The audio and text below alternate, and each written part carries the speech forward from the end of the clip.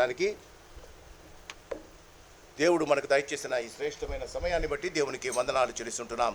దేవుడు మనలను మన జీవితాలను దీవించి ఆశీర్వదించి అనేక రీతులుగా మనము జీవిస్తున్న ప్రతి విషయాల్లో దేవుడు మనతో పాటు ఉండి మనలను ఆశీర్వదించి నడిపిస్తున్న విధానం బట్టి దేవునికి వందనాలు. భయంకరంగా ఎండలున్నాయి, మరి దేవుడు మనలను దీవించి ఈ భయంకరమైన ఎండల్లో కూడా కావలసిన కృపను దేవుడు దయచేలాగున దేవుని యొక్క కృప మన జీవితాల్లో ఉండునుగాక.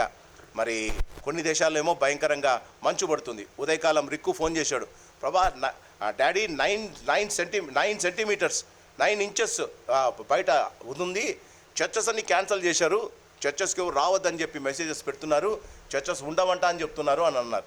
మరి కొంతమందికి ఏమో చలి వల్ల రాలేదు, కొంతమంది ఏమో ఎండల వల్ల రాలేదు. దేవునికి స్తోత్రం. కొంతమంది మీ ఎండను తట్టుకొని రాగలిగే కృప దేవుడు మనకిచ్చాడు. క్రీస్తునందు ప్రేమైన వాళ్ళరా, ఈ ఉదయకాలము 73వ సంకీర్తనను మనం చదువుకున్నాం. 73వ సంకీర్తన ఆసాపుది. ఆసాపు ఒక గాయకుడు. దేవుని మందిరంలో దినవృత్తాంతంలో 1వ అధ్యాయం 15వ అధ్యాయంలో మనం గమనిస్తే 15, 16లో మనం గమనిస్తే ఆసాపు హేమానులను ఆ రాజు దావీదు రాజు వారిని గాయకులుగా నియమించినట్టు మనం చూస్తాం. ఆ ఆసాపునకు ఒక ప్రశ్న వచ్చింది, ఆసాపునకు ఒక ఆలోచన వచ్చింది, ఆసాపునకు ఒక ఆందోళన కలిగింది.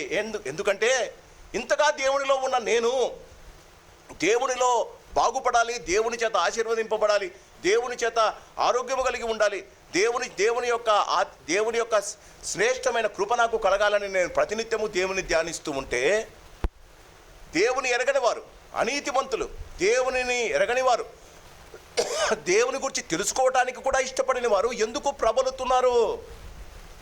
అదే ప్రశ్న హబక్కుకు గ్రంథంలో ఉంది. నీతిమంతుడు నశించిపోకుండగా అనీతిమంతులు ఎలా వృద్ధిలోనికి వస్తున్నారు? When a righteous is suffering, why should an unrighteous be prosper? మన జీవితాలలో మనకందరికీ అదే ప్రశ్న. యేసును నమ్ముకున్న మనం, యేసు యందు విశ్వాసం ఉంచిన మనం, యేసే మన జీవితాలకు ఆధారమని, ఆయనే మనకు మార్గమని, ఆయనే మనకు దేవుడని నమ్ముకున్న మనం ఎందుకు ఇలాంటి జీవితం జీవిస్తూ ఉన్నాం? దేవుని ఎరగని వారు, దేవుని గురించి తెలియని వారు, దేవుడు అంటే ఇష్టం లేని వారు, దేవుడిని అస్సలు పట్టించుకొని వారు ఎందుకు ప్రబలుతున్నారు? 73వ కీర్తనలో ఆయన అంటాడు, విశ్వాస యొక్క ఆందోళన పోవాలి అంటే ఆయన ఆలయంలో నువ్వు కూర్చొని ధ్యానించాలట. When you are disturbed, when you are not able to get the things out of your mind, నీ అంతకు నీవు ఆలోచన నీకు సరిపోకపోతే, నీకు సరైన సమాధానము దొరకకపోతే నీవు దేవుని ఆలయంలో కూర్చొని ధ్యానించడం మొదలు పెట్టాలి. కొంతమందికి వారి జీవితంలో దొరకనప్పుడు దేవుని ఆలయములకు రాకుండా దూరం అయిపోతున్నారు. గమనించండి, లోకములో దొరుకుతుందని అనుకుంటారు. డిఎల్ మూడీ గారు అంటారు, Satan will promise you a blessing, Satan will promise you a blessing. When you go to him, he will catch you and give you a curse. అంతే కదా? ఆదాము హవ్వలు తెలియకుండా సాతాను సర్పములో రూపంలో వచ్చిన సాతానుకు వారు పడిపోయారండి. ఆయన అన్నాడు, ఏమీ జరగదమ్మా, మీరు దేవదూతల వల్లే ఉంటారు అని అన్నారు. వారు దిగంబులని తెలుసుకోవడానికి ఆ సత్యాన్ని వారు గుర్తు తిరిగారు. బాగా గమనించండి, వారి జీవితంలో వారు దిగంబరులని ఎప్పుడు తెలుసుకోలేదండి. వారి జీవితంలో వారు ఎప్పుడైతే చేయకూడని సాతాను మాట విన్నారో అప్పుడు వారు దిగంబరులని తెలుసుకున్నారమ్మా. మన జీవితంలో ధన్యులుగా జీవిస్తున్న మనం లోకములోకి వెళ్ళి లోకములో జీవించి దిగంబరులుగా తయారవుతున్నాం. జాగ్రత్తగా ఉండాలి. ఈ లోకంలో దేవుని లేకుండా ఈ లోకంలో మనం ఒక్క క్షణము కూడా జీవించలేం. గమనించాలి. Some times it may be okay for you. కొన్నిసార్లు మనం దేవుడు లేకుండా జీవించగలుగుతామని అనుకుంటాము, కానీ సాతాను ఎప్పుడు వచ్చి మనల్ని పట్టుకుంటుందో తెలీదు. క్రీస్తునందు ప్రియమైన వాళ్ళరా, హేబేలు మీద ఎప్పుడు కక్ష పెరిగిందండి? హేబేలు మీద ఎప్పుడండి ఆయనకు కక్ష పెరిగింది? కయ్యనుకు హేబేలు మీద ఎప్పుడు కక్ష పెరిగిందండి? ఇద్దరు ఆలయమునకు వచ్చారండి, ఇద్దరు అర్పణ తీసుకొని వచ్చారండి. ఇద్దరు అర్పణలో దేవుడు హేబేలును అంగీకరించాడట. అర్పణను పక్కన పెట్టండి. వాక్యం ఏముందంటే, దేవుడైన యెహోవా హేబేలును అతని అర్పణను అంగీకరించను, కయ్యనును ఆయన అర్పణను అంగీకరించలేదు. When you come to God's presence, God wants you to be accepted first. దేవుని ఆలయమునకు వచ్చినప్పుడు దేవుడు మనలను అంగీకరించడానికి ఫస్ట్ ఇష్టపడతాడు, తరువాత మన కోరికలను గురించి ఆలోచిస్తాడు. మనము దేవునికి సరి అయిన అర్పణగా ఉన్నామా? మనము దేవుడు మనల్ని కోరుకున్నట్టు మనం జీవిస్తూ ఉన్నామా? దేవుడు మనల నుంచి అడిగినట్టు మనం జీవిస్తూ ఉన్నామా? దేవుణ్ణి మన జీవితంలో ప్రథమ స్థానంలో ఉంచుకొని జీవిస్తూ ఉన్నామా? ఈ ఉదయకాలం 66 గ్రంథాలలో మొదటిగా రాయబడిన గ్రంథం యోబు గ్రంథం. యోబు గ్రంథమే కష్టాలలో ఉన్నప్పుడు నువ్వు ఏం చేయాలి, శోధనలో ఉన్నప్పుడు నీవు ఏం చేయాలి, దేవుడు నీకు దూరమవుతున్నాడు అన్న ఆలోచన నీకు వచ్చినప్పుడు నువ్వు ఏం చేయాలి? క్రీస్తునందు ప్రియమైన వాళ్ళరా, ఈ పుస్తకం యొక్క సారాంశం ఏంటో తెలుసా? క్రీస్తునందు ప్రియమైన వాళ్ళరా, దేవుని చూచే అనుభవం. విశ్వాసికి చివరిగా తన జీవితంలో కావలసింది దేవుని చూడాలన్న ఆశ, అనుభవం అండి. ఈ లోకములో ఎంత సంపాదించినా, ఎంత పేరు ప్రఖ్యాతులు కలిగి ఉన్నా, ఎంత ఆస్తిపాస్తులు కలిగి ఉన్నా, ఎంతమంది పిల్లలు కలిగి ఉన్నా, if you miss to see the Lord in the last day of your life, జీవితంలో నీవు యేసుని చూడలేని జీవితాలు నువ్వు జీవిస్తే, నువ్వు ఎంత సంపాదించినా, నీ జీవితంలో నువ్వు ఎంత ఘనపరచబడినా, నీవు ఎంత ఆస్తిపరుడు అయినా, నీ జీవితంలో నువ్వు గమనించాలి, you are missing the mark. క్రీస్తునందు ప్రియమైన వాళ్ళరా, మన జీవితాల్లో ఒక రోజు ఉందండి. ఆ రోజు యేసును చూసి కొంతమంది రొమ్ము కొట్టుకుంటారట, కొంతమంది ఆయనను స్తుతిస్తూ ఉంటారట. నా ప్రార్థన, నా సంఘము వారు రొమ్ము కొట్టుకున్న వారి సమాజంలో కూడకూడదండి. ఈ ఉదయకాలం క్రీస్తునందు ప్రియమైన వాళ్ళరా, యోబు గ్రంథము 42 అధ్యాయాలు ఉంది. యోబు గ్రంథము 42 అధ్యాయాలు ఉంది. ఈ 42 అధ్యాయాల్లోని ఈ జీవిత చరిత్రనంతా నేను 42 అధ్యాయాలు చదివా. I did not step out of my house. ఈ 42 అధ్యాయాలు నేను చదివా. ఆయన బిల్దదు, ఎలియాజరు వాళ్ళు మాట్లాడిన మాటలు మొత్తము నేను అడిగా దేవుణ్ణి, ఎందుకయ్యా 42 అధ్యాయాలు? 42 అధ్యాయాలలో క్రీస్తునందు ప్రియమైన వాళ్ళరా, యోబుకు జరిగిన అనుభూతి, యోబు పొందిన అనుమానం, యోబు పొందిన అవకాశం మన జీవితాల్లో దేవుడు మనకి ఇస్తాడని మనం గమనించాలి. యోబు మొదటి 2 అధ్యాయాలు యోబు సాతానుతో చేసిన సంబంధం. యోబు సాతాను మనకు కనిపిస్తారు. మొదటి అధ్యాయంలో యోబు సాతాను కనిపిస్తారు. 3వ అధ్యాయం నుండి 37వ అధ్యాయము దాకా యోబు తన స్నేహితులతో కనిపిస్తాడు. మొదట యోబు సాతానుతో కనిపిస్తాడు మనకు. రెండవది యోబు తన స్నేహితులతో 3వ అధ్యాయం నుంచి 37వ అధ్యాయము దాకా తన స్నేహితులు కనిపిస్తాడు. 38వ అధ్యాయం నుండి 42వ అధ్యాయము దాకా యోబు సర్వాతీతుడైన దేవునితో కనిపిస్తాడండి. కూర్చున్న మనం, నీకు 70, 80, 90, 100 అనవసరం. ఈ 3 సంబంధాలు నీ జీవితంలో ప్రతినిత్యం ఉంటుందని నువ్వు గమనించాలి. ఈ 3 సంబంధాలు తప్పకుండా నీకుంటుంది. మొదటిది యోబు సాతానుతో సంబంధం, రెండవది సాతానును ఎదుర్కోవడం, రెండవది యోబు తన స్నేహితులతో సంబంధం, మూడవది సర్వాతీతుడైన దేవునితో సంబంధం. జాగ్రత్తగా గమనించండి. ఈ ఉదయకాలం నీవు నేను ఎప్పుడో ఒకసారి, రోజులో ఏదో ఒక నిమిషంలో సాతాను వైపు తిరుగుతాం. ఒక అబద్ధం చెప్పి సాతానుతో చేరుతాం, అంతేనా? ఒక అన్యాయం చేసి సాతాను వైపు చేరుతాం. When I'm telling a lie, I am on my Satan side. అవునా? అపవాది వాని పేరు. అపవాది అంటే అపవాది అంటే అబద్ధము చెప్పిన వాడని. క్రీస్తునందు ప్రియమైన వాళ్ళరా, ఒక అక్రమాన్ని నా మనసులో ఆలోచిస్తే నేను సాతాను వైపు చేరాను. జీవితంలో నీవు తప్పకుండా సాతానుతో సహచరం చేస్తావు. 33 నుండి 37 అధ్యాయాలు ఎన్నండి? 33 నుండి 37 అధ్యాయాలు, సుమారుగా 34 అధ్యాయాలు. ఈ 34 అధ్యాయాలు స్నేహితులు అంటే నీ స్నేహితులు. నీకెవరమ్మా స్నేహితులు? కొంతమందికి కుటుంబం స్నేహం, కొంతమందికి ఆఫీసు స్నేహం, కొంతమందికి బయట స్నేహితులు స్నేహం. మరి నీ జీవితంలో నీతో పాటు కలిసి జీవించే వారందరూ నీ స్నేహితులు. దేవుడు వారిని నీకు ఇచ్చాడమ్మా. And the truth of the matter is, జీవితంలో 90% నీ సహవాసముతో, స్నేహితులతోనే సహవాసం, అంతే కదా? నీ కుటుంబంతోనే సహవాసం. పుట్టినప్పుడు తల్లిదండ్రులతో సహవాసం, పెళ్ళైన తర్వాత భార్య పిల్లలతో సహవాసం, పెద్దగైన తర్వాత సంఘముతో సహవాసం. చేయడంలో తప్పు లేదు, చేయడంలో తప్పు లేదమ్మా. కానీ మన జీవితాలలో స్నేహితులతో సహవాసము చేసిన, సాతానుతో సహవాసము చేసిన, మన జీవితంలో సర్వాతీతుడైన దేవునితో సహవాసము చేసిన నీ జీవితంలో నీవు మంచి సాక్ష్యము కలిగి జీవించాలని దేవుడు కోరు. ద అల్టిమేట్ ఎయిమ్ ఆఫ్ జోబిస్ క్రీస్తునందు ప్రియమైన వాళ్ళ. ఒక్కసారి నాతో పాటు ఎహెచ్కేలు గ్రంథం, లేకపోతే యాకోబు పత్రిక 5వ అధ్యాయం. యాకోబు పత్రిక 5వ అధ్యాయం హెబ్రీల తర్వాత యాకోబు పత్రిక 5వ అధ్యాయము,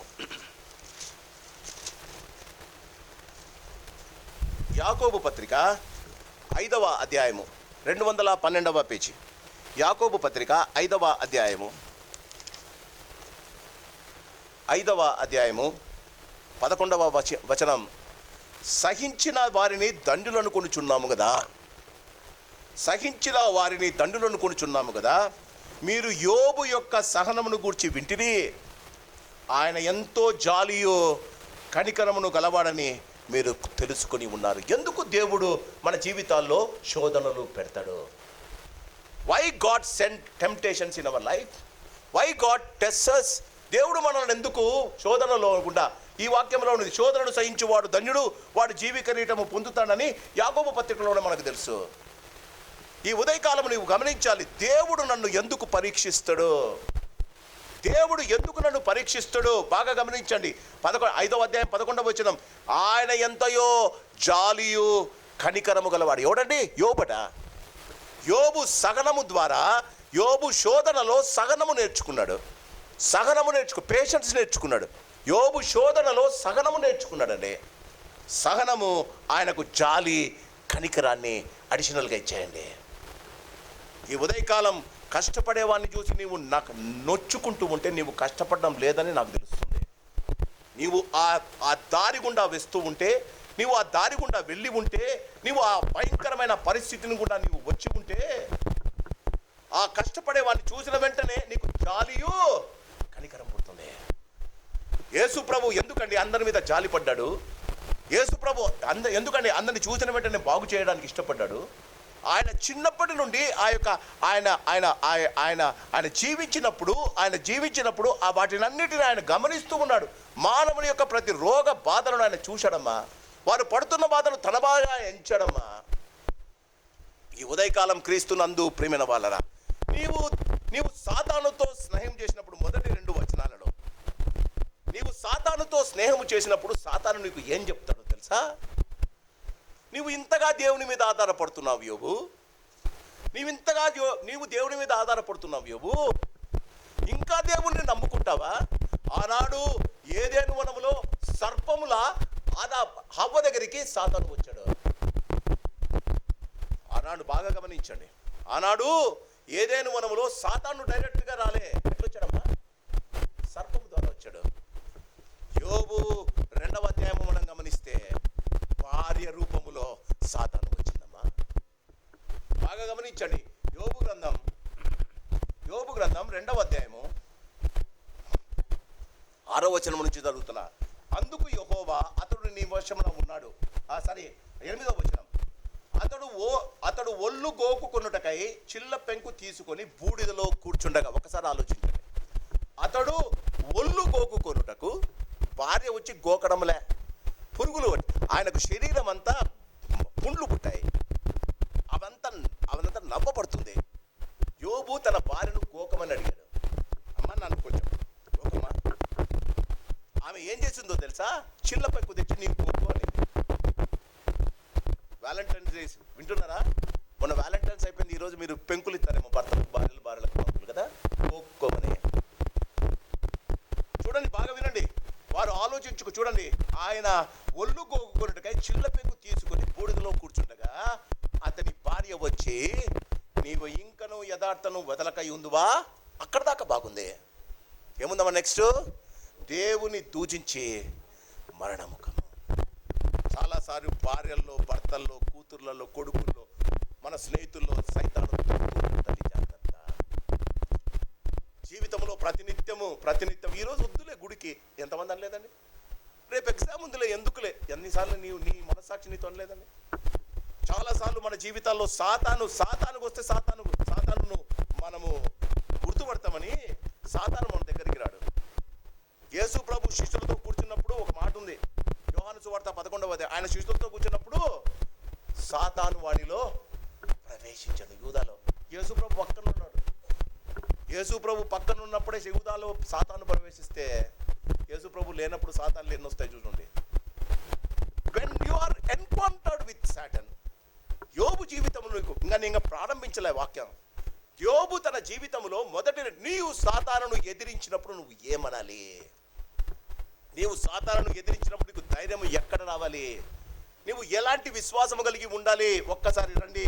క్రీస్తునందు ప్రియమైన వాళ్ళరా, మన జీవితంలో మనము జ్ఞాపకం చేసుకోవాలి. క్రీస్తునందు ప్రియమైన వాళ్ళ 10వ వచనము ఆయన అంటాడు, అందుకతడు మూర్ఖురాలు మాట్లాడినట్టు నువ్వు మాట్లాడుచున్నావు, మనము దేవుని వలన మేలు అనుభవించుదమా, కీడును అనుభవింపదగవా అనేను. ఒక్కసారి మొదటి అధ్యాయము 21వ వచనం, నేను నా తల్లి గర్భములో నుండి దిగంబరినై వచ్చి తిని దిగంబరినై అక్కడికి వెళ్ళదను. యెహోవా ఇచ్చను పక్కన పెట్టండి. సాతానుకు నువ్వు చెప్పవలసింది ఇది, నేను నా తల్లి గర్భము నుండి దిగంబరిగా వచ్చి తిని. కూర్చున్న వాళ్ళు ఎవరైనా ప్యాంట్లు షర్ట్లు వేసుకుని వచ్చినారమ్మా? చెప్పాలి, మీరు చెప్పాలి. కూర్చున్న వాళ్ళు ఎవరైనా డైపర్లు వేసుకుని వచ్చినారా తల్లి గర్భంలో నుంచి? సాతానుకు నేను చెప్పవలసిన మాట, యెహోవా ఇచ్చను యెహోవా తీసుకుని పక్కన పెట్టండి. సాతానుకు నేను చెప్పవలసిన మాట, he sent me naked and he is taking me back naked. I don't want anything in life. అనగలుగుతామా? నేను దిగంబరిగా వచ్చి దిగంబరిగా పోతున్నా. నా జీవితంలో నేను దేన్ని ఆశించాలి? ఆయన ఇచ్చాడు, ఆయన తీసుకున్నాడు. Nothing to worry about it. సాతానుతో చెప్పగలుగుతావా? నీ దగ్గరికన్నా వస్తాడా? హవ్వకు యాపిల్ని చూపించాడు, తినకూడని యాపిల్ని చూపించి హవ్వను మోసం చేశాడు. యాకోబునకు అన్న యొక్క పెద్దరికాన్ని చూపించాడు. ఒక్కొక్కరికి ఒక్కొక్క రకమైన ఆశలు చూపాడమ్మా. మన జీవితంలో మనము ఆశపడినప్పుడు మనం ఈ మాట అనగలుగుతామా? ఒకరిని చూసి అది నాకు కావాలనుకొని నేను ఆశపడినప్పుడు, ఒకరిని చూసి అది నా జీవితంలో కావాలనుకున్నప్పుడు నీ మనసాక్షితో నేను చెప్పగలుగుతావా? దిగంబరినై వచ్చి తిని సాతానుతో నీ వాడవలసిన మాట, వాడు పరిగెత్తిపోతాడమ్మా. వాక్యంలో ఉంది, సాతానును ఎదురించి వాడిని మీ నుండి. మనమంతా సాతానుతో ముచ్చటిస్తాం, ఎదిరించాం. మనం మన జీవితంలో మనం తెలుసుకోవాల్సిన మొదటి సత్యం, సాతానుతో మనం పోరాడాలి అంటే, నేను దిగంబరినై వచ్చాను, దిగంబరిగా పోతాను. I don't need anything of this world. అంటావా? చెప్పే. ఎప్పుడైతే నీవు ఈ మాట అంటావో నీకు శోధన రాదమ్మా. నీ జీవితంలో సాతాను నీ దగ్గరికి రాడమ్మా. యేసు నువ్వు ఎత్తైన కొండ మీదకి తీసుకెళ్ళి ఆయన అంటాడు, నీవు ఒక్కసారి నా కాళ్ళకు మొక్కితే ఈ రాజ్యాలని నీకు ఇస్తానని యేసు ప్రభుతో అంటాడు. మొక్కేసిందంటే సిలువే తప్పేది కదా. మన జీవితాలలో ఈ దినాలలో దేవునికి మొక్కకుండా లోకానికి మొక్కి ఆయనను పక్కన పెడుతున్నామమ్మ. మన జీవితాల్లో గమనించాలి. ఈ ఉదయకాలం సాతానుతో రెండు అధ్యాయాలలో మనకు చెప్పిన యోబు మనకి ఇచ్చిన సత్యము, ఆయన జాలియు కనికరం గలవాడై ఉన్నాడు అని వాక్యంలో ఉంది. జీవితంలో నీవు వెళ్ళేటప్పుడు, ఎప్పుడో యాకోబు పత్రికలో రాసిన యోబుని గురించి పరిశుద్ధాత్మ దేవుడు అంటాడు, సహనానికి ఆయన మారుపేరు, ఆయన జీవితంలో జాలి కనికరం నేనిచ్చా.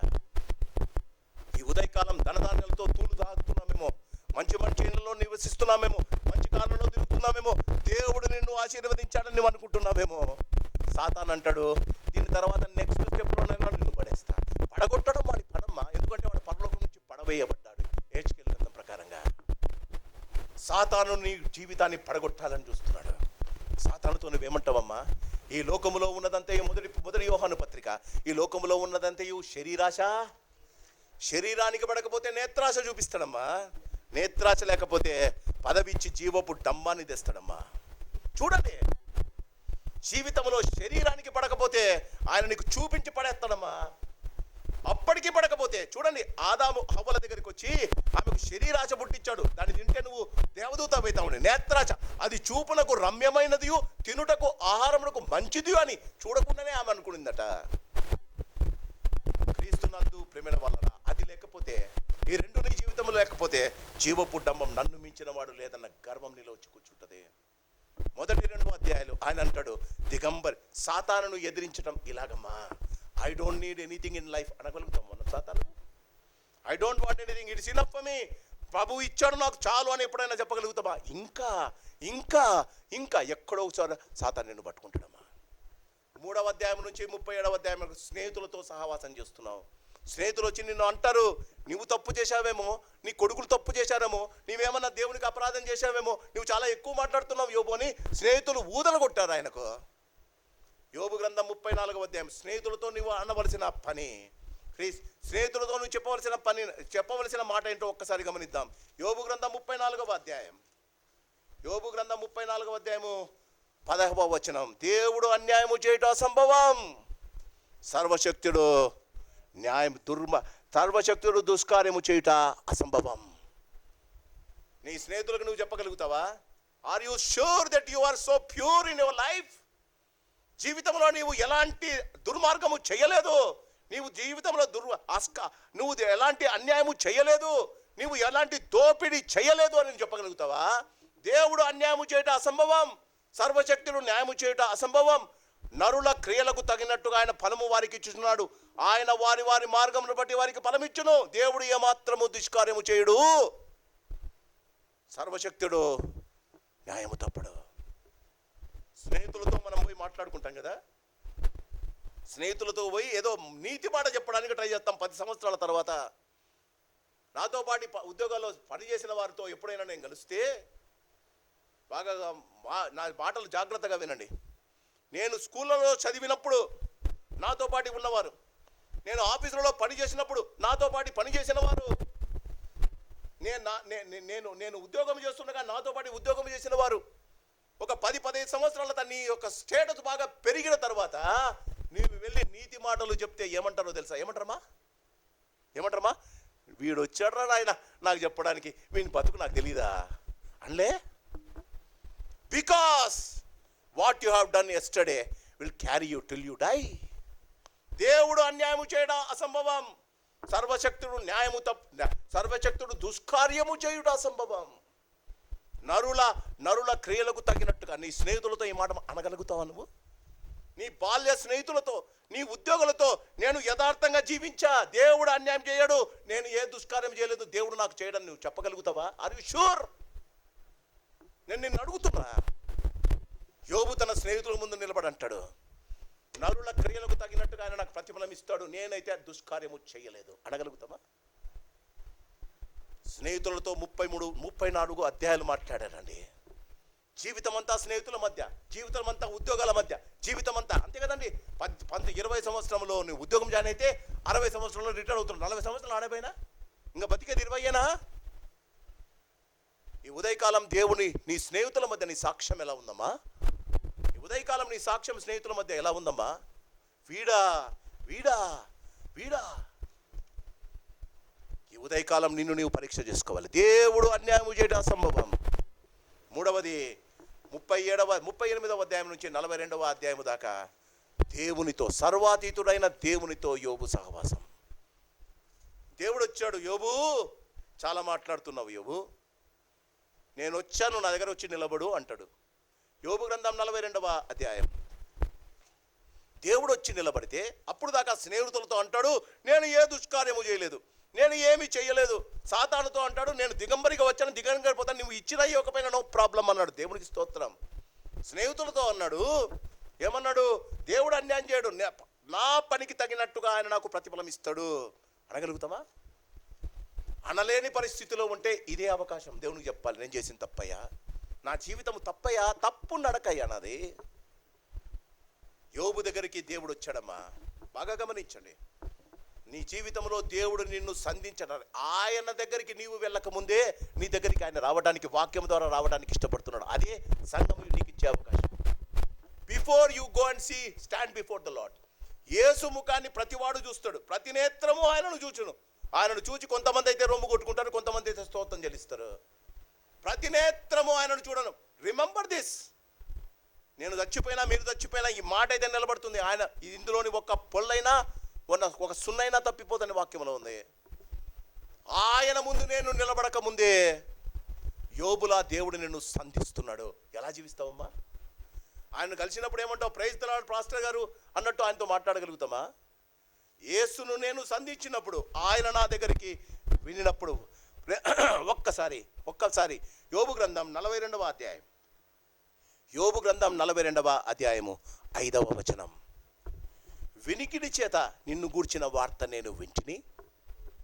నా స్నేహితులు నిన్ను గురించి చెప్పారయ్యా, నా నాన్న నీ గురించి చెప్పాడయ్యా, మా పాస్టర్ నీ గురించి చెప్పాడయ్యా, నువ్వు ఇలా ఉంటావంట, నీవు అలా ఉంటావంట, నీవు ఇలాంటి దేవుడవంట, నీవు ఇలాంటి గొప్పవాడివంట, నీవు ఇలాంటి శక్తిమంతుడవంట. నేను అందరి మాట విన్నానయ్యా, వాళ్ళందరికీ నువ్వు కనిపించావంటయ్యా. వినికిడి చేత నిన్ను గురించిన వార్త వింటిని, అయితే ఇప్పుడు నేను నిన్ను, ఈ అనుభూతి నీకు ఆయన ముందు నీవు నిలబడి ఆయనను చూడకముందు నీవు దొరికించుకోవాలి. This is the gist of life. జీవితం యొక్క సారాంశం ఇదే అమ్మా. చచ్చిపోయి ఆయన ముందు నిలబడే కంటే ముందు నీవు ఒక్కసారైనా ఆయనను చూసిండాలి. ఏం కనిపిస్తుంది? 90వ కీర్తనలో మోషే ముఖాముఖిగా ఆయనను చూసిన ఏ ప్రవక్త లేడట. ముఖాముఖిగా దేవునితో మాట్లాడిన అలాంటి ప్రవక్త ఎవడు లేడట. మోషే ఆయనతో అంటాడు 90వ కీర్తనలో, నీ ముఖములో నా రహస్య పాపాలు కనిపిస్తున్నాయి నాయనా, నాకు భయం అవుతుందయ్యా. దేవుని చూడడానికి మనుషులకు ఎందుకండి భయము? దేవుని ముఖములో మన రహస్య పాపాలు కనిపిస్తున్నాయట. పోతుంటే స్క్రోలింగ్ అయితే ఉంటుంది మన పాపాలు ఆయన ముఖంలో. అందుకే we will not come to God's presence. We don't want to look at God. యోబు అంటాడు, నిన్ను గూర్చి నేను అందరూ చెప్పడమయ్యా నిన్ను గూర్చి. ఎవడన్నా పెద్ద మనిషి దగ్గరికి, ఇప్పుడు ట్రంప్ మనల్ని పిలిచాడు అనుకోండి. ఇప్పుడు ప్రపంచంలో ఉన్న అందరికన్నా అది కూడా ఆయనే కదా. ట్రంప్ మనల్ని పిలిచి ఇంటికి పిలిచాడు అనుకుందాం. ట్రంప్ దగ్గర పోయి చేతినప్పుడు ఏమంటామండి మనం? We have been hearing about you, sir. I am so blessed to see you, sir. అంటావా? అన్న తర్వాత వినండి యోబు యొక్క ప్రవర్తన. కావున నన్ను నేను అసహించుకొని ధూళిలోను బూడిదలోను పడి పశ్చాత్తాపం. ఎందుకు అసహించుకున్నాడు దేవుడు? యోబు ఎందుకు అసహించుకున్నాడు? యోబు లాంటి మనుషుడు లేడట, యోబు లాంటి నీతిమంతుడు లేడట. అక్కడికి వస్తున్నా. ఎందుకు అసహించుకున్నాడు? జీవితంలో తను మాట్లాడిన మాటలకు, జీవించిన విధానాన్ని బట్టి అసహించుకున్నాడు. The day you start doing this, జీవితంలో నీవు జీవించిన విధానం, నీవు పడిన పాటలు, జీవితంలో నీవు నీవు అనుకున్న ఆనందం దేవునికి అసఖ్యమట. దేవుని చూడగానే నీ జీవితం ఎంత అసఖ్యమో, ఎంత అశాంతికరంగా ఉందో నీకు తెలుస్తుందట. యోబు అంటాడు, అయ్యా నన్ను నేను అసఖ్యించుకొని ధూళిలోను బూడిదలోను పడి పశ్చాత్తాపడుతున్నాను. బూడిద అంటే ఏంటో తెలుసా? ఎందుకు ప్రవక్తలు వారు పశ్చాత్తాప పడినప్పుడు కానీ, వారు ఉపవాసం ఉన్నప్పుడు కానీ బూడిదలు ఎందుకు కూర్చుంటారమ్మా? బూడిదలు ఎందుకు కూర్చుంటారు చెప్పాలి. అంత కాలిపోయిన తర్వాత మిగిలేది చెప్పాలి. అంత కాలిన తర్వాత మిగిలేదు, దానివల్ల ఏం ఉపయోగం లేదు, పాత్రలు దుంపుకునేది తప్ప. ధూళిలో కూర్చుంటంలో ఉద్దేశం ఏంటంటే, నేను ధూళితో నేను బూడిదతో సమానం. నా జీవితం బూడిదతో సమానమయ్యా. బతికి ఉండగానే నేను బూడిదనయ్యా. దుమ్ములోను ధూళిలోని పడి పశ్చాత్తాపడుచున్నాను. చివరిగా క్రీస్తునందు ఈ మాటలు వినండి.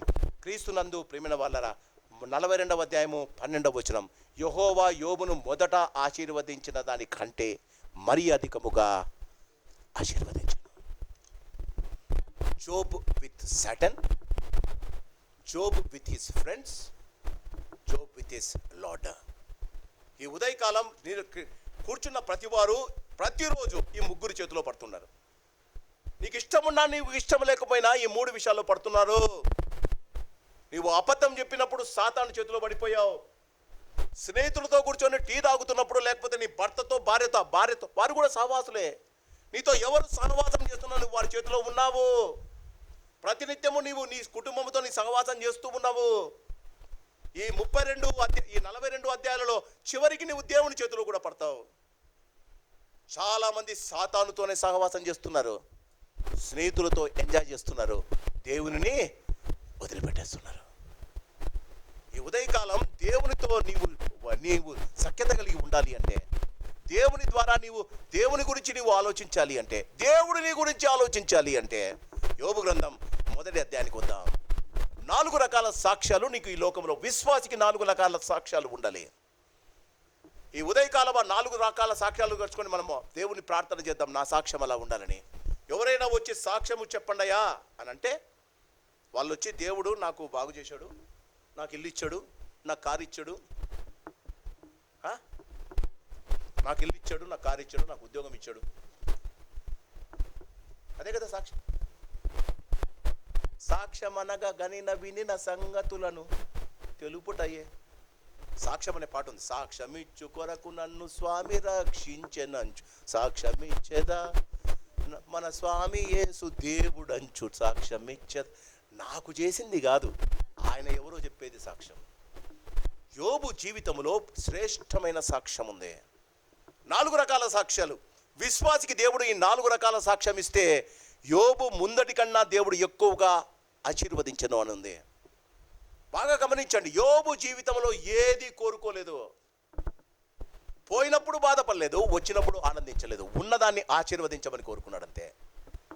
జీవితంలో ఎప్పుడు మన ఆశ ఆగిపోతుందో జాగ్రత్తగా వినాలి. జీవితంలో ఎప్పుడు మన ఆశ ఆగిపోతుందో దేవుని ఆశీర్వాదాలు ప్రారంభమవుతాయి. As long as you crave for something. అందుకే 23వ కీర్తన చివరి మాటలో ఉంది, ఆ కృపాక్షేమములు నా వెంట, నేను దాని వెంట పరిగెత్తకూడదట. కృపాక్షేమాలు నా వెంట రావాలి, నేను దాని వెంట పరిగెత్తకూడదమ్మా. ఎలా వస్తాయి? యోబు మొదటి అధ్యాయము 42వ అధ్యాయం. యోబు మొదటి అధ్యాయంలో ఆయన సాక్ష్యం, యోబు 42వ ఆయన ఆశీర్వాదం. కూర్చున్న ప్రతివారు వారి జీవితంలో దేవుని ఆశీర్వాదం కావాలి అంటే, దేవుణ్ణి యథార్థంగా చూడగలిగిన ఆశ మీకు ఉంటే గమనించండి. మొదటిది యోబు యొక్క సాక్ష్యం, వ్యక్తిగత సాక్ష్యం. యోబు గ్రంథం మొదటి అధ్యాయం, యోబు మొదటి అధ్యాయము మొదటి వచనం ఏముంది? ఎవరైనా గట్టి చదువుతారా? మీరు అట్టంటిగా ఉండాలని అడుగుతున్నా. చాలా మంది పడుకున్నారు. ఊజు దేశమునందు, చాలమ్మా, ఊజు దేశమందు.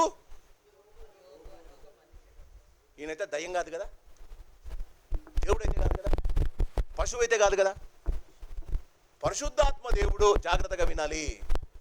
పరిశుద్ధాత్మ దేవుడు యోబు వ్యక్తిగత సాక్ష్యాన్ని గురించి పలికేటప్పుడు, యోబు అని ఒక మనుష్యుడు ఉండెను. ఈ లోకంలో జీవించిన ప్రతివారు మనుష్యులు. ఈ లోకంలో దేవుడు పుట్టించిన వాడు మగవారైనా ఆడవారైనా ఆయన స్వరూపంలో, ఆయన ఆకారంలో దేవుడు మనల్ని మనుష్యులుగా చేశాడు. మనుషులుగా చేసిన వారంతకు వారు ఆ మనుషులకు వారికి కావలసిన పేర్లు పెట్టుకున్నారండి. ఒకడు గర్విష్టి అయ్యాడు, ఒకడు ధనవంతుడయ్యాడు, ఒకడు లోభిష్టి అయ్యాడు, ఒకడు దొంగతనం చేసిన వాడు, ఒకడు వ్యభిచారి అయ్యాడు. జీవితంలో నీవు గమనించాలి, దేవుడు మనిషిని చేశాడండి. దేవుడు మానవుని మాత్రమే చేశాడు. నీవు అంటగట్టుకున్న ఈ యొక్క ధన సుఖ సౌకర్యాలు దేవుడు అంటగట్ట. అందుకే సాతానుతో అన్నాడు, నేను దిగంబరిగా వచ్చాను. కూర్చున్న ప్రతి వారికి మొట్టమొదటి నీ సాక్ష్యం, you are a man or a woman. గమనించండి, నేను మనిషిని. ఆదికాండము 3వ అధ్యాయం, ఆదికాండము 3వ అధ్యాయము, ఆదికాండము 3వ అధ్యాయము, ఆదికాండము 3వ అధ్యాయము.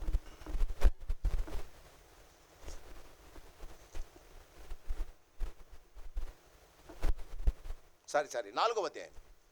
ఆదికాండము 4వ అధ్యాయము మొదటి వచనం. ఆదాము తన భార్య అయిన హవ్వను కూడినప్పుడు ఆమె గర్భవతి అయి కయీనును కని, చదవాలి, పుట్టింది శిష్యుడు కదమ్మా. పుట్టిన పిల్లోని మనుషులు అంటారా? చెప్పండి, దేవుని వాక్యం తప్పు చెప్పిందా? పుట్టిన వాడిని మనుషుడు అంటారా, శిష్యుడు అంటారా, బిడ్డ అంటారా? చెప్పాలి, చెప్పాలా? ఏమన్నా శిశువు.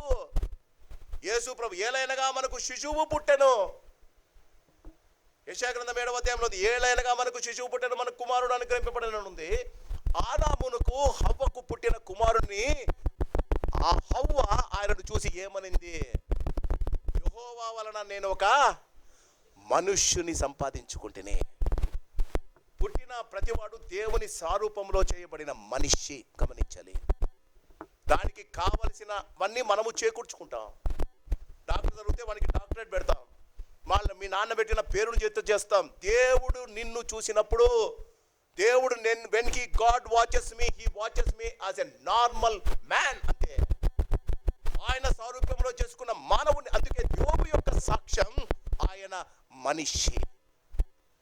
మనిషిలో ఏముండాలండి?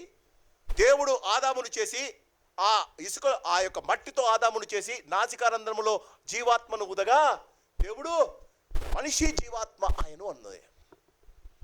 దేవుడు మనలో ఊదిన జీవాత్మ, దానిని మనం మన పాపముల ద్వారా దాన్ని మరణాత్మగా చేసుకుంటూ ఉన్నాం.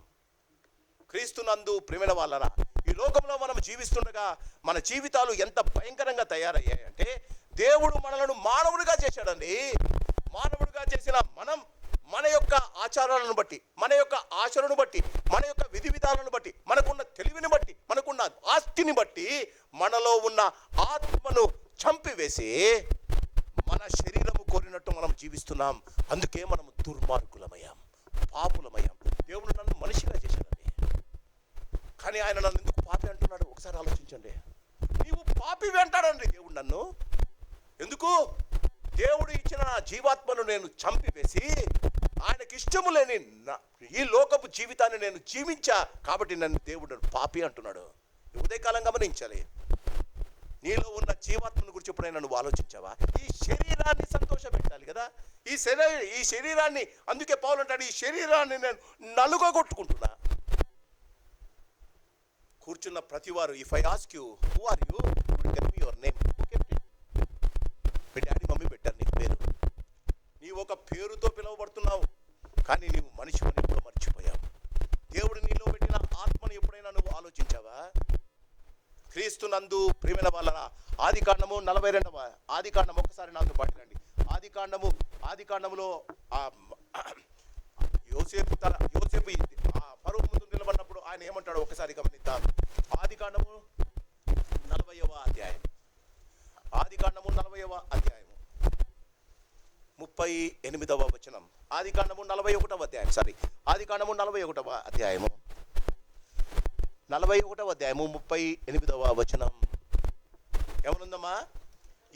అతడు తన సేవకులను చూచి ఇతని వలె దేవుని ఆత్మ గల మనుషుని కనుగొనగల. Joseph lived like a man, not like a brother. అన్నలు దూషించిన, పొతీఫరు కోపగించుకున్న, రాజు కోపం వచ్చి ఆయనను చెరసాల్లో వేసిన, అన్నలు ఆయనను అమ్మి వేసిన, he want to be a man. ఆయన ఏం చేస్తాడమ్మా? మనిషిలో దేవుడు పెట్టిన ఆత్మదీపము నడిపింపులో నడిచేవాడు దేవుని ఆత్మ కలిగిన వాడు. ఆత్మను ఆర్పివేసి నీ ఆత్మ ప్రకారంగా, నీ ఆలోచన ప్రకారంగా నీవు జీవిస్తే యూదాలాగా దేవునిని అమ్మివేసే పరిస్థితికి మనం వెళ్ళిపోతాం. మనుష్యుడు, యోబు అను ఒక మనుష్యుడు ఉండెను. He never thought that he is a rich man. లోకము ఆయనను ధనవంతుడు అన్నది, లోకము ఆయనను దేవుడు ఆయనను నీతిపరుడు అన్నాడు. కానీ తన జీవితానికైతే ఆయన సాక్ష్యం ఏంటో తెలుసా? దిగంబరిగా వచ్చా, ఒక్కసారి ఆలోచించండి. నేను దిగంబరిగా వచ్చా, దిగంబరిగా పోతానంటే దేనిని ఆశిస్తామా? సుఖ సౌఖ్యాలను కోరుకుంటామా? లేని వాటిని గురించి ఆలోచిస్తామా? పోయేదాని గురించి ఎప్పుడు వెళ్ళిపోతాననే ఆలోచిస్తుంటాం కదా. The day you start thinking that you are a man or a woman, you started living the right life. ఉదయకాలం నువ్వు గమనించాలి. యోబు అను ఊజు దేశమందు యోబు ఒక మనుష్యుడు ఉండెను. యోసేపు తన అన్న సహోదరులందరికంటే దేవుని చేత ఎందుకు హెచ్చింపబడ్డాడమ్మా? ఆయన ఒక మనుష్యుడుగా జీవించాడు. అందుకే ఫరో అంటాడు, ఇతని వల్లే దేవుని ఆత్మ కలిగిన వాడిని కనుగొనగలమా అనలేదండి, మనుష్యుని కనుగొనగలమా? యేసు ప్రభువుల వారు ఎందుకు ఈ లోకంలో అంత భయంకరమైన శిక్షను అనుభవించగలిగాడండి? లూకాసు వార్త 23వ అధ్యాయం. ఒక్క మాట వల్ల యేసు ప్రభువులకు సంపూర్ణమైన ధైర్యం వచ్చిందమ్మా. లూకాసు వార్త 23వ అధ్యాయం, లూకాసు వార్త 23వ అధ్యాయం 76వ పేజీ.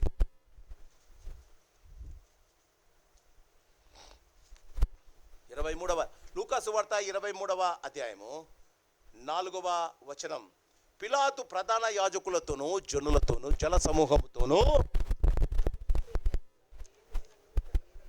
కొంతమంది ఆయనను దేవుడు అంటున్నారు, కొంతమంది ఆయనను నిజమైన దేవుడి కుమారుడు అంటున్నాడు, కొంతమంది ఆయనను మరియా యోసేపుల కొడుకు అంటున్నారు, కొంతమంది ఏమో దొంగ అంటున్నారు, ఈయన దుర్మార్గుడు బెల్జెబూబు అన్నారు.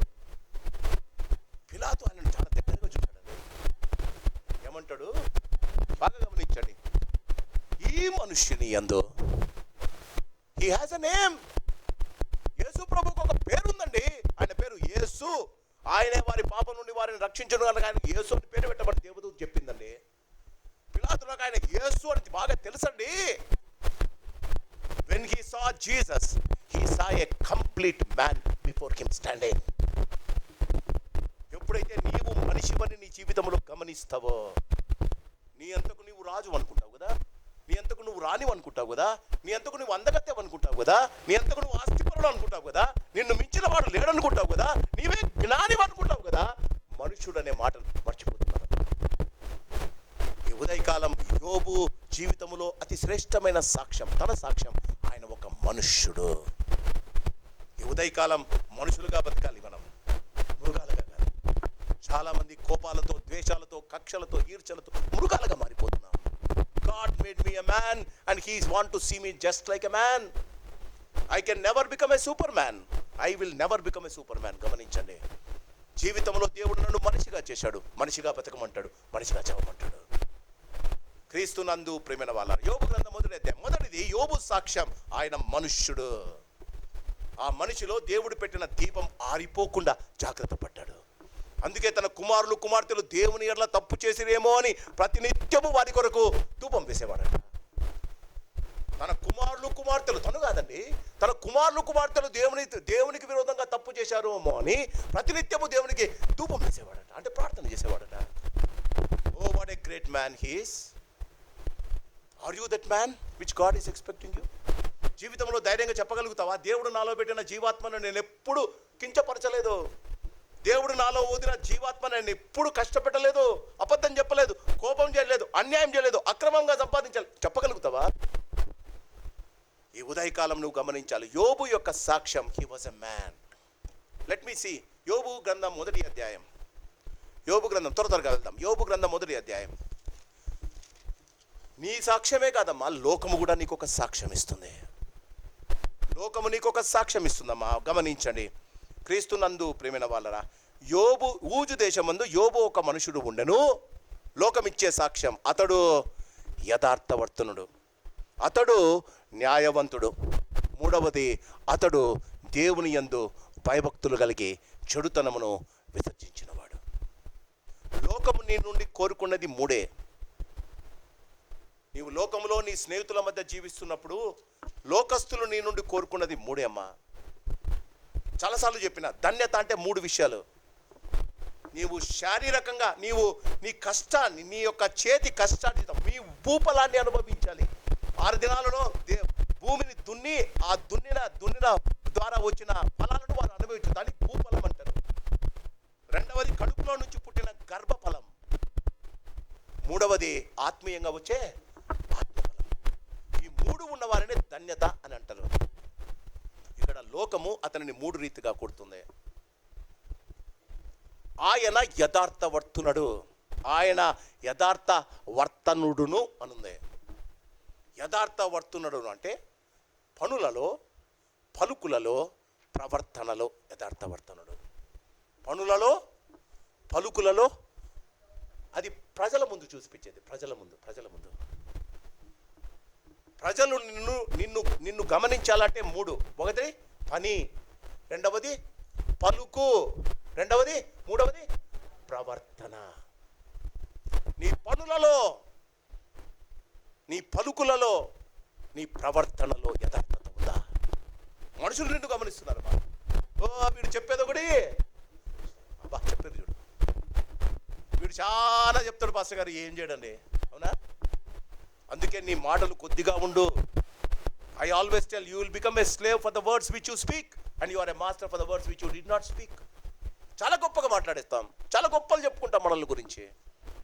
యథార్థవర్తనుడు పనులలో, పలుకులలో, ప్రవర్తనలో. న్యాయవంతుడు, కుమారుల ఇంటిలో న్యాయం ఉందమ్మా, ఇంటిలో న్యాయం ఉంది. కింద చెప్పారు ఆయనకు 10 మంది పిల్లలట, 7 మంది కుమారులు, 3 కుమార్తెలు. జాగ్రత్తగా వినండి, ఎందుకు న్యాయం? 7 మంది కుమారులు, వారానికి ఎన్ని రోజులమ్మా? ఒక్కొక్క రోజు ఒక్కొక్క కొడుకు ఇంట్లో విందులు చేసుకుంటాడు. విందులు అంటే విందులు కాదు, ప్రేయర్ మీటింగ్ పెట్టుకుంటున్నాడు. ఒక్కొక్క రోజు కొడుకు ఒక్కొక్క ఇంట్లో ప్రేయర్ మీటింగ్ పెట్టుకుంటున్నాడు. పెద్ద కొడుకు పెట్టుకుంటే మిగిలిన 6 మంది అన్నలు, 6 మంది తమ్ముళ్ళు, 3 చెల్లెళ్ళు వాళ్ళ ఇంటికి పోయేవాళ్ళు ప్రేయర్ మీటింగ్కు. నాన్న కూడా వచ్చేవాడు. వారు విందు దినములు సమాప్తమైన తర్వాత వారి హృదయములో తన కుమారులు కుమార్తెలు హృదయములో దేవుని దూషించరేమో అని ఈయన ఇంకొక మీటింగ్ పెట్టుకొని ఆయన ప్రేయర్ చేసేవాడు. ఇది న్యాయం. కూతురుకు ఒక న్యాయం, కొడుకు ఒక న్యాయం, దేవునికి ఒక న్యాయం, నీకొక న్యాయం అయితే ఎలా?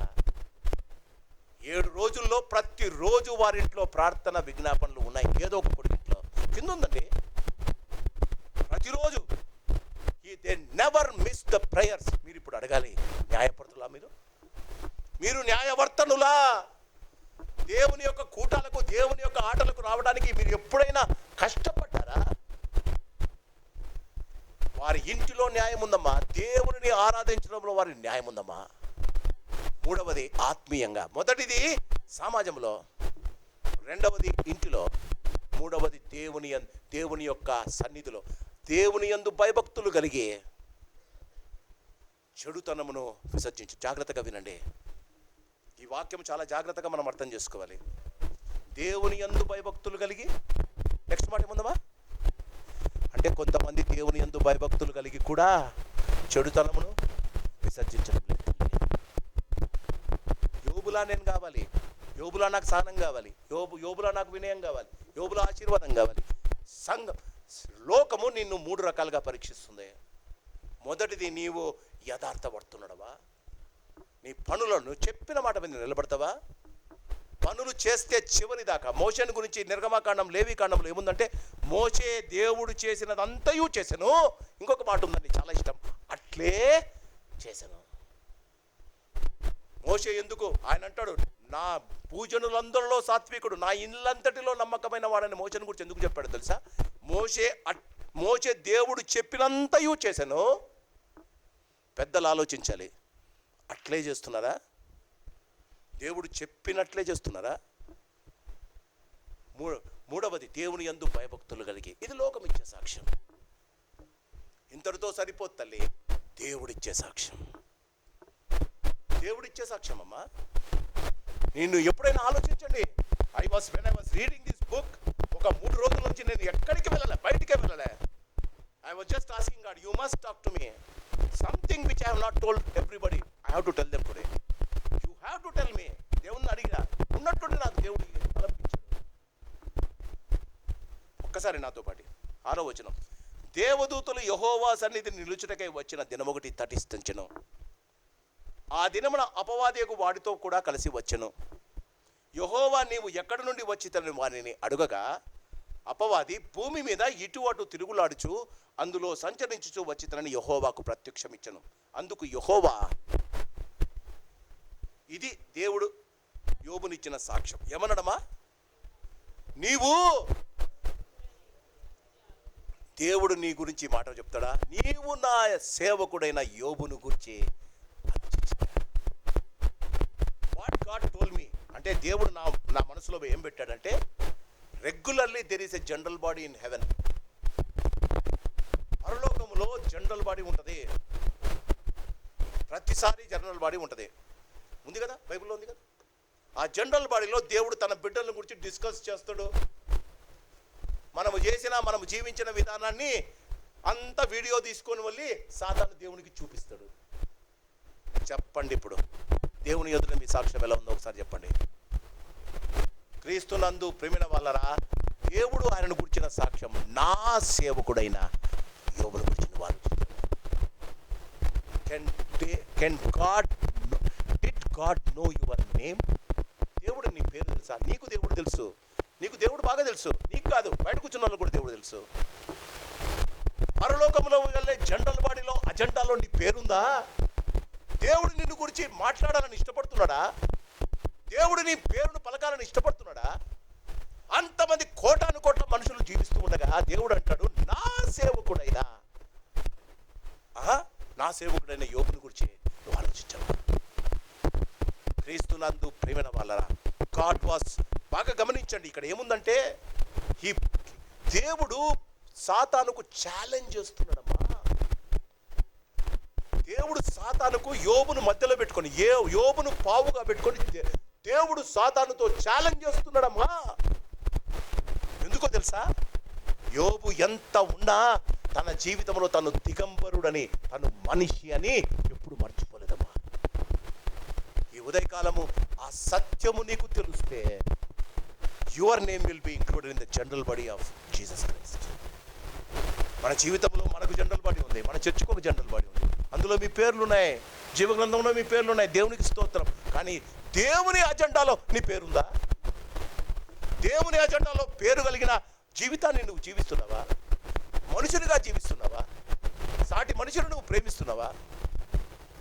దేవుడు అంటాడు, నా సేవకుడైన యోబును గురించి మళ్ళా దేవుడు మళ్ళా అన్నీ అదే చెప్పాడు. లోకము ఏది చెప్తుందో అదే చెప్పాడు. అతడు యథార్థవర్తుడై న్యాయవంతుడై దేవుని యందు భయభక్తులు కలిగి చెడుతనమును విదర్శించిన వాడు.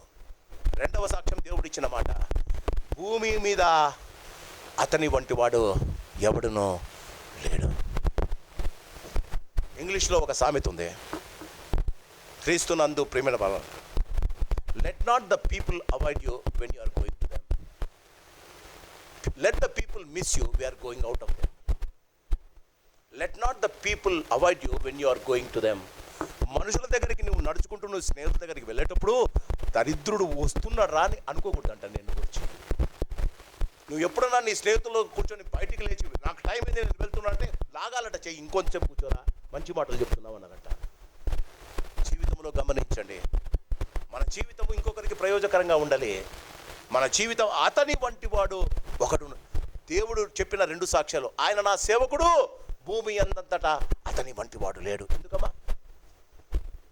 He lived like a man and he died like a man. He was just a king. రాజులాగా బతికాడండి.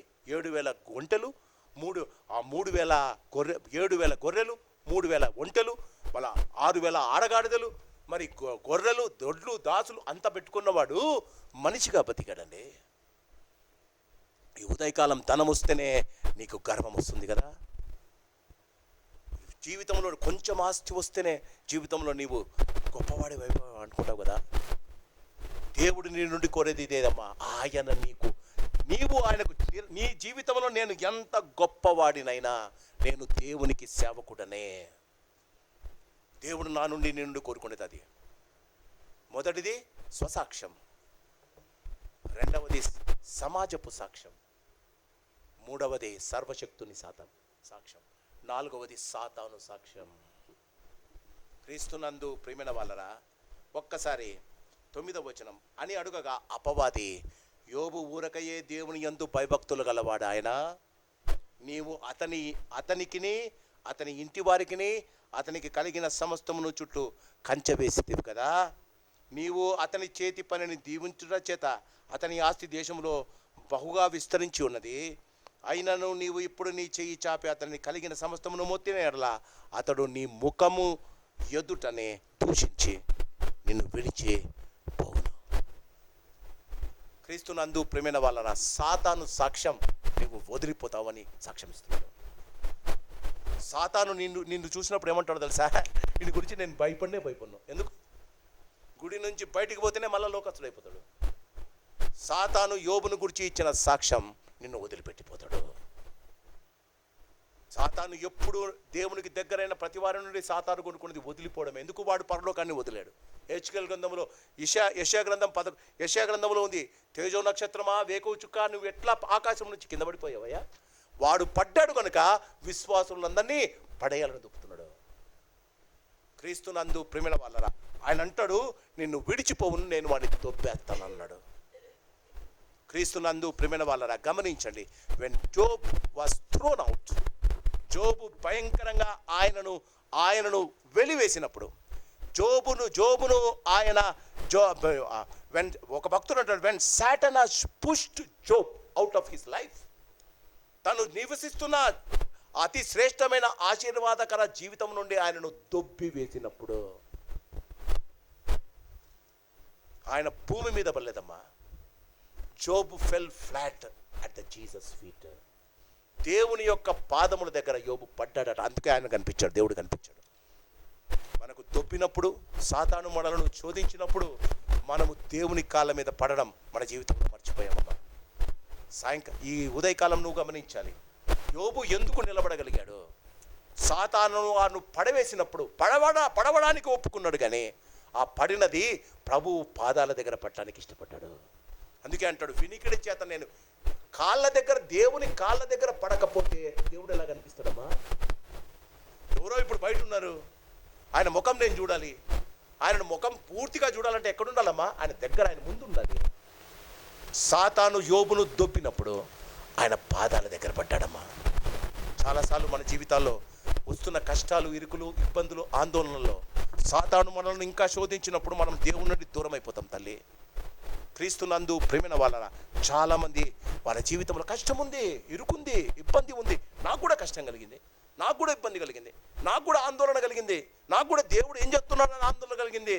ఆయన పాదాలు పట్టుకున్నప్పుడు, ఆయన పాదాల మీద పడినప్పుడు మనకు దొరికే విశ్రాంతి. చాలామంది వారి జీవితంలో ఈ మాట చెప్పి నేను క్లోజ్ చేస్తాను. యోహాను సువార్త 11వ అధ్యాయం, పాదముల పడినప్పుడు ఏం జరుగుతుందో ఒకసారి ఆలోచిద్దాం. యోహాను సువార్త 11వ అధ్యాయం. వారి సహోదరుడైన లాజరు చనిపోయాడు. వారి సహోదరుడైన లాజరు చనిపోయాడమ్మా. అందరూ ఏడుస్తున్నారమ్మా, అందరూ ఏడుస్తున్నారు. యోహాను సువార్త 11వ అధ్యాయము. యోహాను సువార్త ఇది చదివి ప్రార్థన చేసుకుందాం. యోహాను సువార్త 11వ అధ్యాయము 21వ వచనం. మార్త యేసుతో, మార్త పెద్దామె, మార్త ఎవడో తెలుసు కదండి, లాజరు యొక్క పెద్దక్క. మార్త యేసుతో, ప్రభువా నీవిక్కడ ఉండేనేట్లా నా సహోదరుడు చావకుండాను, ఇప్పుడైనా నువ్వు ఏమి అడిగినను దేవుని నీకు అనుగ్రహించమని నేను ఎరుగుదును. ప్రభువా నీవు ఇక్కడ ఉంటే నా కొడుకు, నా తమ్ముడు చచ్చిండేవాడు కాదు ప్రభా. కరెక్టే, యేసు ఉండినట్టే చచ్చిండాడు కదా. చూడండి, మార్త కూడా యేసును ప్రేమించింది, యేసు కూడా మార్తను ప్రేమించాడు. ఆయనకు యేసుకు ఉపచారం కూడా చేసింది ఆమె. మార్త అడిగిన మాటకు అదే 11వ అధ్యాయం 32వ అధ్యాయంలో ఆమెకు ఒక చెల్లి ఉందండి. ఆమె పేరు మరియా. జాగ్రత్తగా బైబిల్ చూడాలి, బైబిల్ ఉన్నవారు. అంతటా మరియా యేసు ఉన్న చోటికి వచ్చి ఆయనను చూచి ఆయన పాదముల మీద పడి, ప్రభువా నీవిక్కడ ఉండిన ఎడల నా సహోదరుడు చావకుండును అనెను. బాగా గమనించండి, వాళ్ళ అక్క చెప్పిన డైలాగే మరియ చెప్పింది. యేసునకు ఏడుపు రాలేదమ్మా. వాళ్ళ అక్క మార్త చెప్పిన డైలాగే మరియ చెప్పింది. మార్త చెప్పినప్పుడు యేసునకు ఏడవలేదమ్మా. ఆమె ఏడ్చుటయు, ఆమెతో కూడా వచ్చిన యూదులు ఏడ్చుటయు యేసు చూచి ఆత్మలో కలవరని మూడుగుర్చు అతనిని ఎక్కడ ఉంచితనని అడిగాను. వారు ప్రభువా వచ్చి చూడమని ఆయనతో చెప్పిరి. యేసు నీవు ఆయన పాదముల మీద పడ్డం. గమనిస్తున్నావా? మార్త అదే మాట చెప్పిందమ్మా. చాలామంది మార్తలు అదే మాట చెప్తున్నాం. పాదముల దగ్గర పల్లె. When God pushes you, when Satan pushes you. Abdul Kalam గారు తన పుస్తకంలో, నా దగ్గర ఆయన పుస్తకం ఉంది, ఆయన లైఫ్ హిస్టరీ ఉంది, దాంట్లో స్టార్టింగ్లో ఆయన రాస్తాడు, when Satan pushes you to a wall,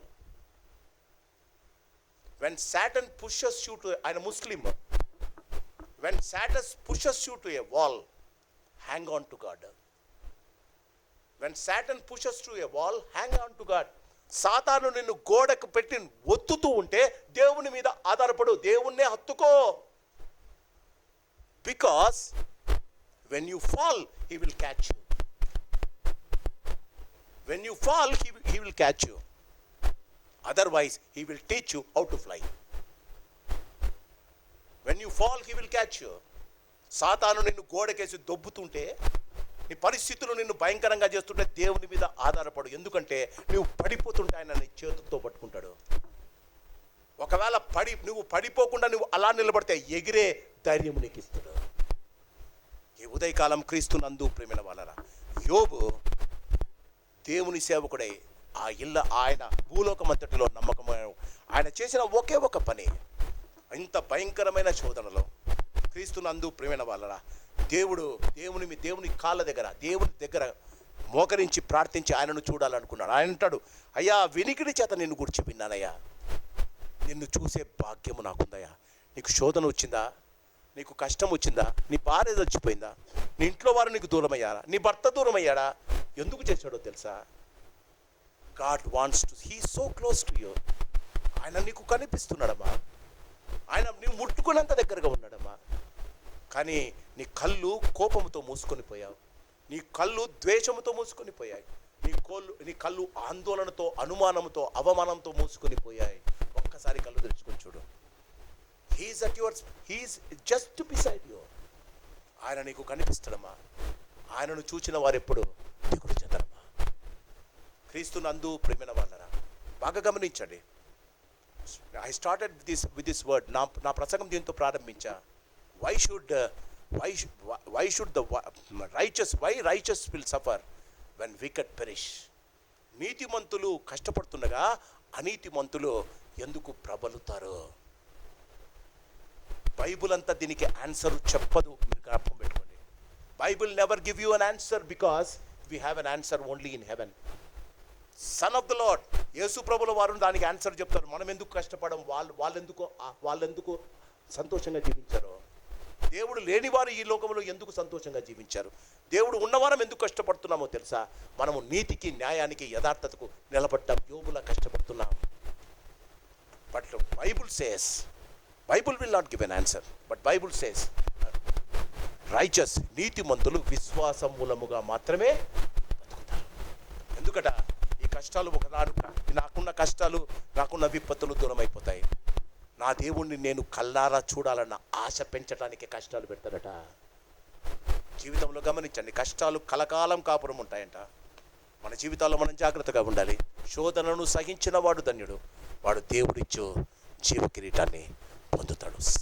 యోబు సాతానుతో సహవాసం, యోబు సహోదరులతో సహవాసం, యోబు సర్వాతీతుడైన దేవునితో సహవాసం. తన జీవితంలో ఉన్నవన్నీ ప్రభు పాదాల దగ్గర మర్చిపోయాడమ్మా.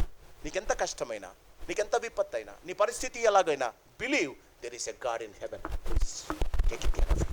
ఆయన నిన్ను గురించి ఆలోచిస్తున్నాడు. నీ చింత యావత్తు ఆయన మీద వేయి.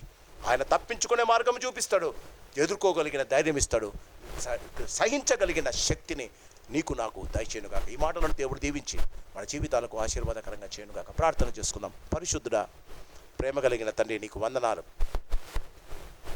యోబు ఒక మనుష్యుడయ్యా, తన జీవితంలో మనిషిగానే జీవించాడు. మా జీవితాల్లో మేము ఎన్నో టైటిల్స్ పెట్టుకుంటున్నామయ్యా. మేము మనుషులమని మర్చిపోతున్నాం. మనుషులు నరులారా తిరిగి రండని ఒకనాడు సెలవిస్తున్నాడని మేము మర్చిపోతున్నామయ్యా. మేము మనుషులమని, మేము దిగంబరుగా మా తల్లి గర్భం నుంచి వచ్చామని దిగంబరులుగా మేము వెళ్ళిపోతామన్న జ్ఞానము మాకు దయచేయండి నాయన. అప్పుడు ఈ లోకాన్ని గురించి, లోకపు ఆశలను మన నుండి దూరము చేసి సర్వాతీతుడైన నిన్ను చూడాలన్న ఆశ మాలో పెరుగుతుందయ్యా. అలాంటి కృపను మాకు దయచేయండి నాయన. సంఘంలో ఉన్న ప్రతి వారిని యోబులా నీతిమంతులుగాను, మా యథార్థవర్తులుగాను, న్యాయవంతులుగాను, దేవుని యందు భయభక్తులు కలగవా మా ప్రభు చెడుతనమును అసర్జించుకునే వారిగా చేసి వారి జీవితాల ద్వారా నీ నామానికి ఘనత, మహిమ తెచ్చుకునేలాగా కృప చూపించమని, వాక్యాన్ని దీవించి మా హృదయంలో బదిలపరచమని యేసు నామాన్ని అడిగి వేడుకుంటున్నాం మా పరమ తండ్రి. ఆమేన్. God bless you.